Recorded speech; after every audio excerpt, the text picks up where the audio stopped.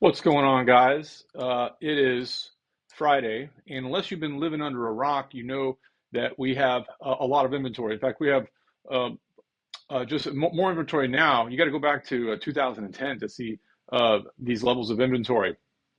And so, that being said, we're going to start to see a lot more short sales come on the market. A lot of people that bought in 2022 at the height of the market, maybe they didn't put enough money down. They didn't. The prices have come down, so now they want to sell, and they're going to have to come out of pocket because they are short. They don't have enough money to the home sale will not cover the cost of the mortgage or the underlying loan rather.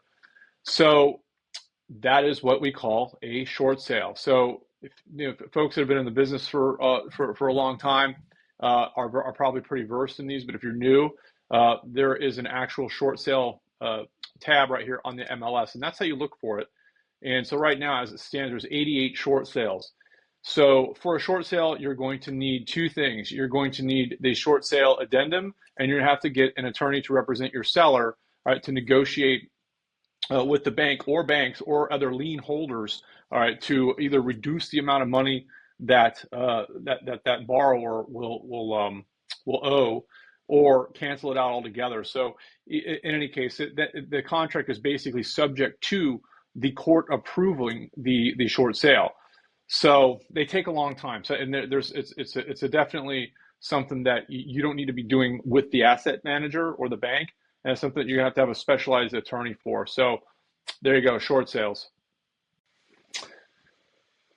So the short sale addendum, if you type in short sale into the app files, you'll see several options here. It basically, they say pretty much the same thing with FAR and Naples. So just pull up this NABOR form right here, and we'll pop out action. Kind of go like so, make it smaller.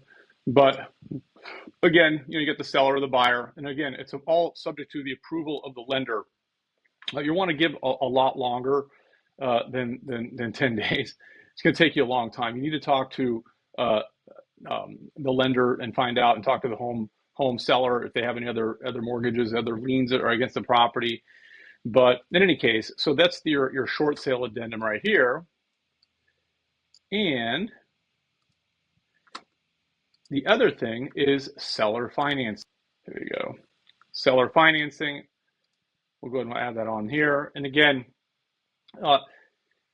if you're representing a seller and they own the home outright and don't have any other liens or anything like that against it, they can use the home pretty much as they can extend financing to the potential buyer. And the advantage of that is that there's a lot less closing costs. There's no appraisal. The home seller will probably want to do some sort of a credit check. Typically, how it works, the home seller or the buyer will put down a sizable amount of money, and the loan calculations are figured over 30 years. So it's amortized over 30 years. But typically, there's a short period of time, like about a 3 to 5 year window, and at a competitive interest rate.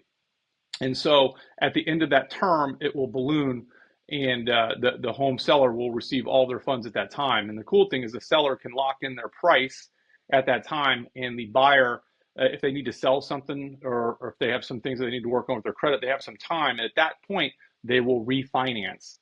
So that's kind of how it works. And you're going to need an attorney to create two documents. One is going to be the mortgage.